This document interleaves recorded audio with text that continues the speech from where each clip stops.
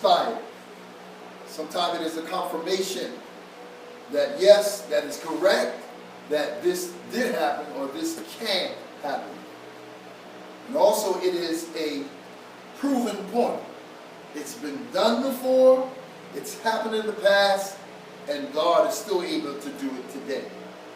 Now you can learn a lot from observing and watching a person's life, especially reading about the characters in the Bible. Abraham's life experience is so awesome, but yet it is so relevant today.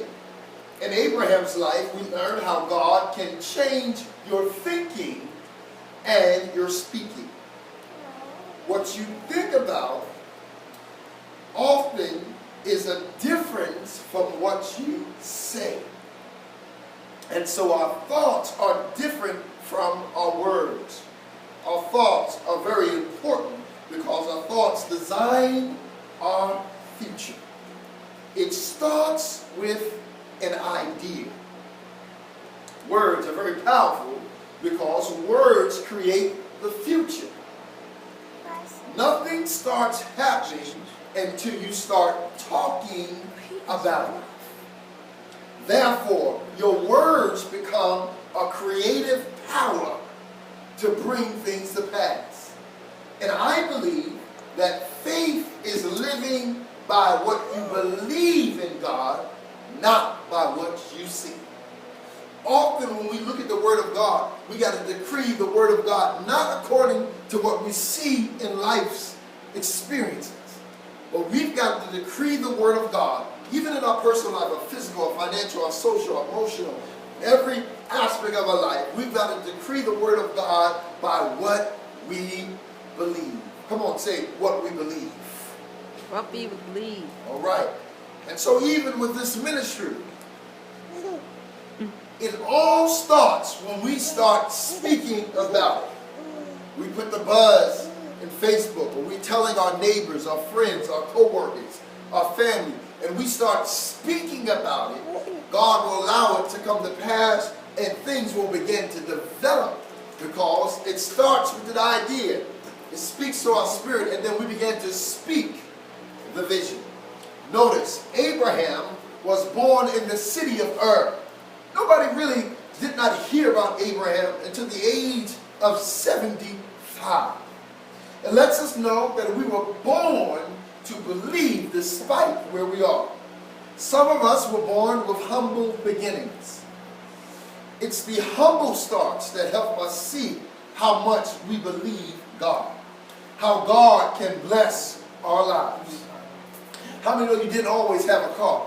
Right. How many know you didn't always have an apartment? But it helps you remember from where God took you from and where God can take you. If we look at our lives, some of us were not prestigious or stars or people of fame. But we have the most important thing in our lives, and that's a relationship with God. A relationship with God is more valuable than the carnal or the materialistic things in life. And Abraham was a friend of God. One thing Abraham did have, he had a relationship with God. Jeremiah says this. He said, I knew you before I formed you, when you were in your mother's womb, before your parents got together, before Evangelist Karen met Elder Banks. They knew about, God knew about Joy, Erica, Karan, Nikki, and Eric. In other words, God had purpose before they even met. And before you were born, God desires that you fulfill the purpose of your life. Yes. Abraham received instructions from God to leave his homeland. It is these times that God conditions us to produce faith in our life. It is a step of faith to come into this church and begin where we are planting a ministry, where some of us come from established ministries, or some of us have come from walks of life that have no engagement with church. And so now God puts us in an environment where we have to produce faith. God promised him, number one, land. God promised him a family. And God promised him that he would be like the blessings, like the stars in the sky. Hallelujah, there's a lot of stars in the sky. Yes. And so we are brought